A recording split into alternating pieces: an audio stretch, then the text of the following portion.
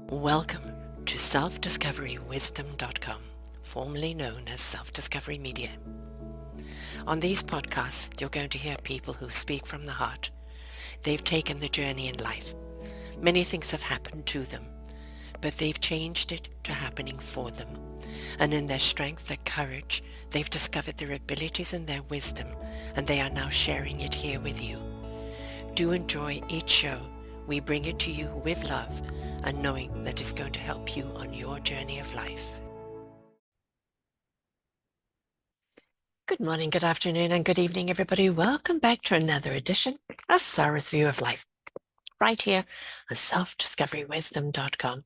I'm your host, Sara Troy. I am going back to the UK. By the time you listen to this, I would have just arrived in London. I'm traveling back to see my sister and brother. And it can be a very powerful journey through time and memory, filled with mixed nostalgia and complexity. It's remarkable how our earliest roots experiences continue to hold a special place in our hearts, no matter how far and wide we have traveled. And believe me, I have traveled far and wide. Childhood memories. Returning to your childhood home can be flooded with your mind with vivid memories of the past. The sights, the sounds, the smells of the place where you grew up can transport you to a simpler time. You may find yourself reminiscing about adventures, joys, and even challenges of your youth. Familiarity and foreignness. The paradox of feeling both familiar and foreign in a common place when visiting your roots.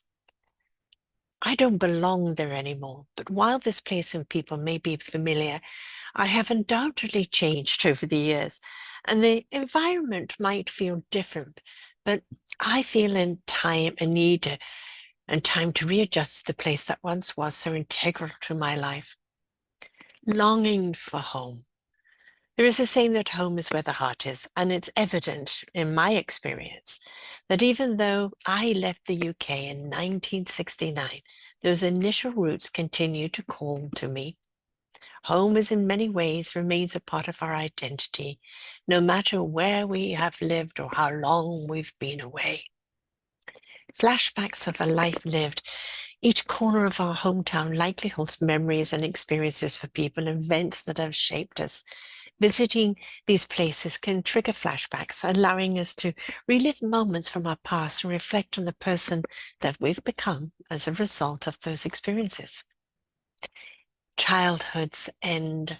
Returning to my childhood home environment can also serve as a reminder of the passage of time. Childhood, once so vivid and immediate, now exists in the realm of many, many years ago memory.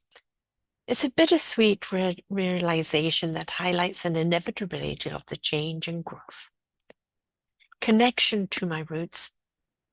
My journey back to the UK uncovers the enduring connection I have with my roots.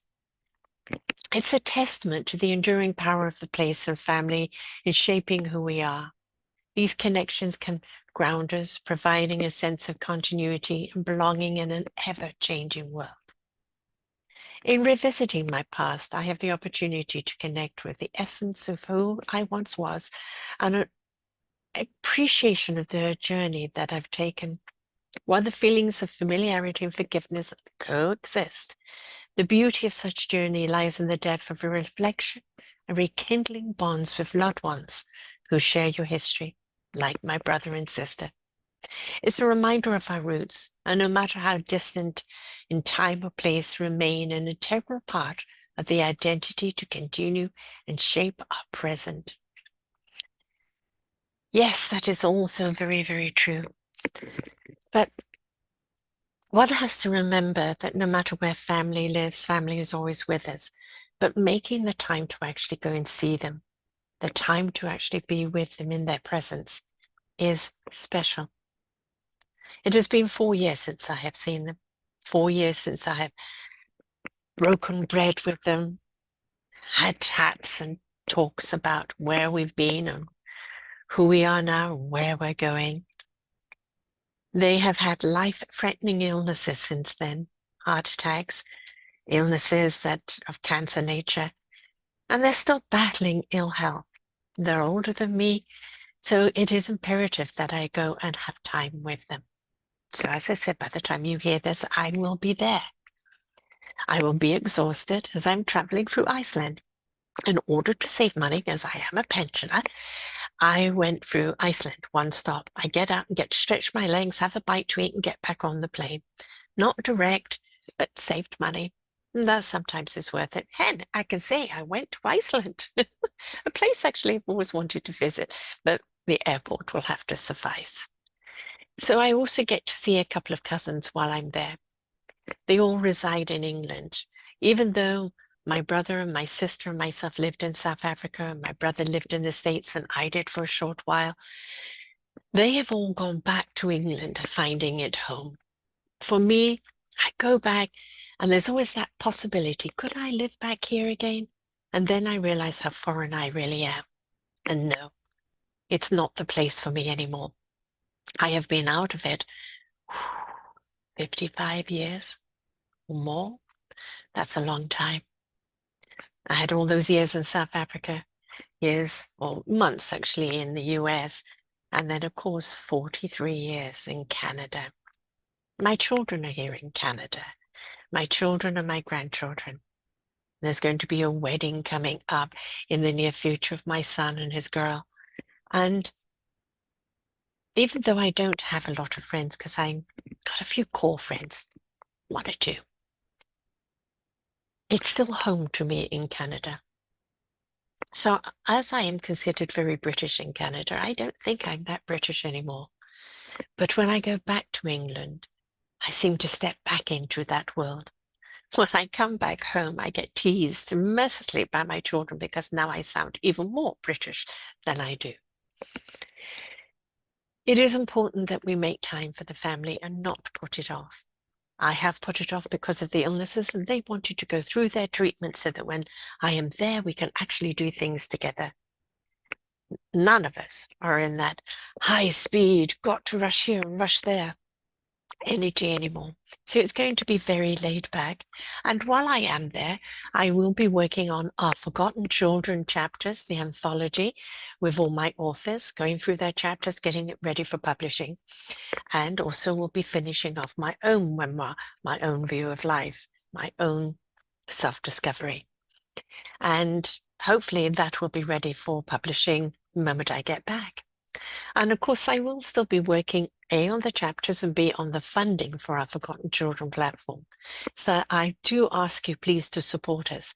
I have the authors, I have their chapters, we have the book covers, everything is ready to go, but we need the money for the publisher. And this is what the funding is doing.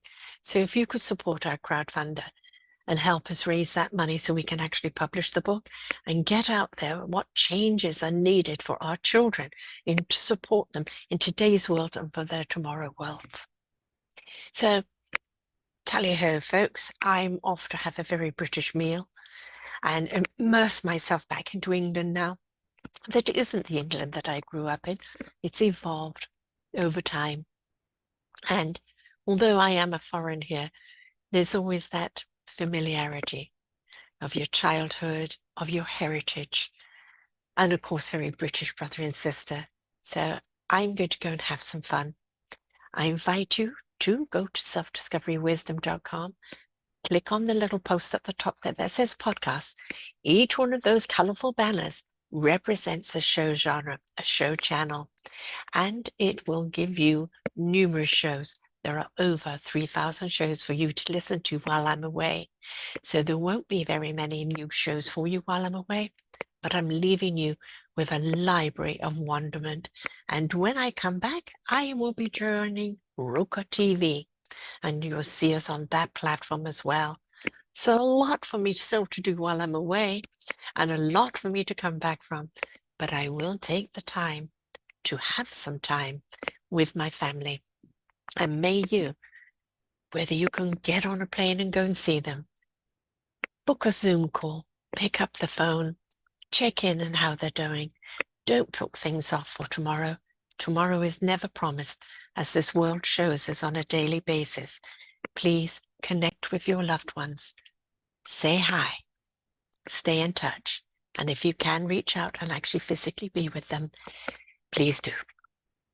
Signing off from the UK. Catch you later, folks. Bye for now. We hope that you enjoyed the show. There are so many more for you here on selfdiscoverywisdom.com. Just go to the podcast tag at the top there and you will see all the many genres and all 3,000 shows ready for your listening. We are here to serve you, to help you on your journey of life, and we know that through inspiration it begets invitation. We are supported by you, the listeners, and those that we interview. Anything that you can spare us in donation would be greatly accepted, and we do hope that you enjoy the next show.